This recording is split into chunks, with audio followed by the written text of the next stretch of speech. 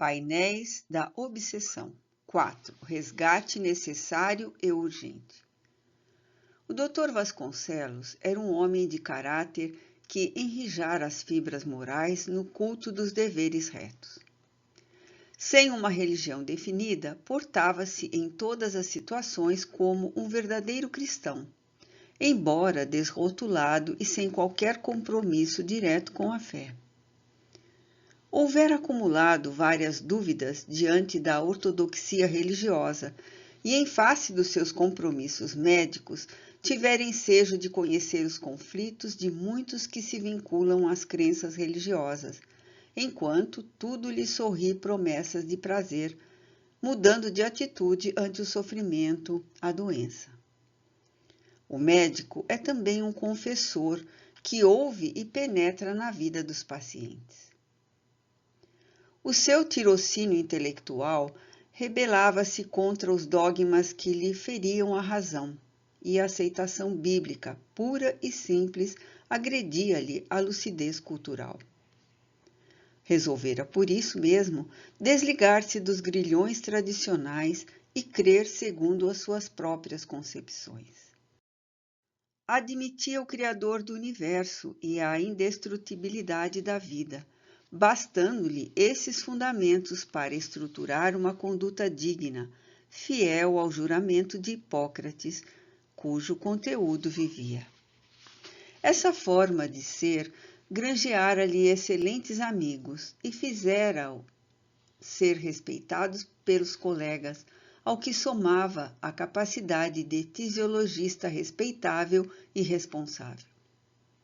Com esses títulos de enobrecimento moral, tornara-se dúctil à inspiração antes de definir-se pela pneumectomia, quando do agravamento do estado geral de Argos. Embora não costumasse orar conforme os moldes comuns, sempre reflexionava sobre a vida e os seus intrincados e complexos mecanismos, o que não deixava de ser uma forma especial de ligar-se com as fontes divinas. Considerando o paciente como um ser necessitado de amor, não se permitira profissionalizar a ponto de ficar indiferente ante os problemas daqueles que lhe recebiam os serviços valiosos. Com tal disposição interior e sensibilizado pelo drama do jovem cliente, fez-se instrumento maleável à ajuda de dedicados médicos desencarnados que atuam ao lado dos facultativos dignos, contribuindo para os resultados exitosos dos seus tentames. A irmã Angélica providenciou a cooperação de antigo médico paulista que estudara a tuberculose, oferecendo um expressivo contributo no combate à sua insidiosa destruição de vidas orgânicas. O Dr. Arnaldo Lustosa, em espírito, conseguiu manter com o colega encarnado uma perfeita identificação, o que redundou em sucesso à técnica de extirpação pulmonar. A mediunidade, inconscientemente exercida na Terra, funciona em escala ampla e contínua, muito mais do que se pensa ou do que notam as criaturas. O mundo mental, constituído de ondas que se movimentam em faixas vibratórias específicas, faculta a sintonia daquelas outras da mesma frequência, facilitando a identificação entre as criaturas, no mundo físico, destas com os desencarnados e entre estes últimos. Durante o ato cirúrgico, momentos havia em que dificilmente se poderia distinguir quem operava Argos, se o espírito Dr. Arnaldo ou se o abnegado Dr. Vasconcelos, ambos em perfeita união mental em atos bem coordenados. Quando foi concluído o labor exaustivo, à semelhança das palavras do médico gentil a Áurea, o nosso companheiro informou a mentora que tudo fora realizado conforme o programa adredemente estabelecido e que as matrizes perispirituais que propiciaram a irrupção e virulência da enfermidade foram, por sua vez, igualmente reequilibradas, no transcurso da cirurgia, faltando apenas as providências que seriam tomadas conforme se aguardava para logo mais. A irmã Angélica agradeceu ao médico divino, sinceramente comovida, e estabeleceu que às 2h da manhã seguinte se daria prosseguimento às demais realizações salvadoras. De minha parte, quedei-me a meditar em torno da sabedoria das leis que regem a vida. Verificava mais uma vez a excelência do amor e a sabedoria dos desígnios superiores. Médicos e enfermeiros, assistentes sociais e voluntários, religiosos dedicados que se entregam às tarefas mais sacrificiais em sanatórios dos males de Hansen, de Koch e de outras baciloses violentas, sem que o contato demorado com os pacientes lhe cause qualquer contágio, adquirem resistências imunológicas, enquanto outros, que não convivem com portadores de inumeráveis moléstias, de um para outro momento fazem-se vítimas das vigorosas doenças que lhes exterminam o corpo, em razão de se encontrarem no mapa kármico de cada um as condições propiciatórias para que se lhe manifestem os males que merecem e de que necessitam em razão dos delitos praticados, e que são atenuados pela misericórdia do Senhor, já que o amor é mais poderoso do que a justiça, que por aquele se faz comandada. Movimentando-me no sanatório superlotado de doentes com o Dr. Arnaldo, examinamos, sob a sua acurada percepção, alguns deles e detivemo-nos especialmente nos que mais nos chamaram a atenção. Este enfermo indicou-me o amigo, um senhor de meia idade que se debatia sob hemoptise expressiva. É antigo senhor de escravos, que então se comprazia em fazer justiça com as próprias mãos, havendo ele mesmo afogado diversos infelizes que lhe caíram sob o jugo nas águas do velho rio Paraíba. Agora aqui está expungindo pela enfermidade e no transe que experimenta, sofre a pressão de alguns inimigos mais diretos que não conseguiram perdoá-lo, apesar de transcorridos quase 180 anos desde que deixou a carcaça carnal pela última vez na terra. Despertou-me a atenção.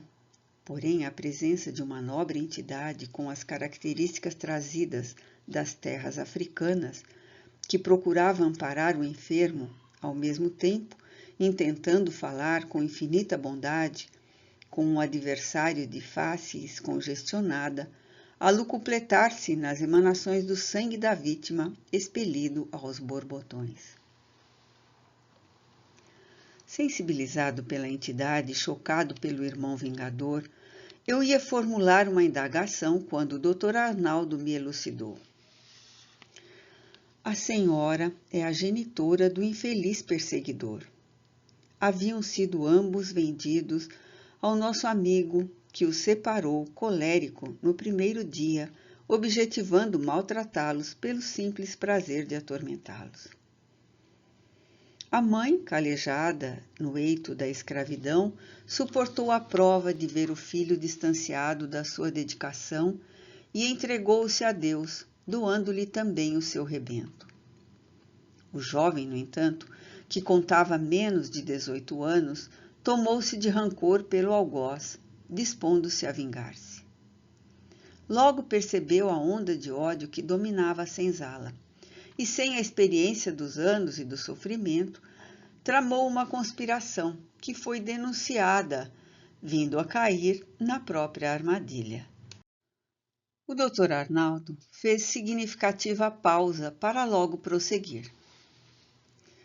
Passara-se menos de um ano que ele se encontrava na fazenda de cana, tombando lamentavelmente nas malhas da invigilância.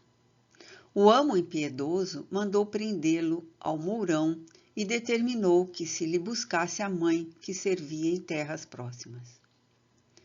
Diante da sofrida criatura, pôs o feitor a chibatear o fogoso rapaz até que desmaiasse.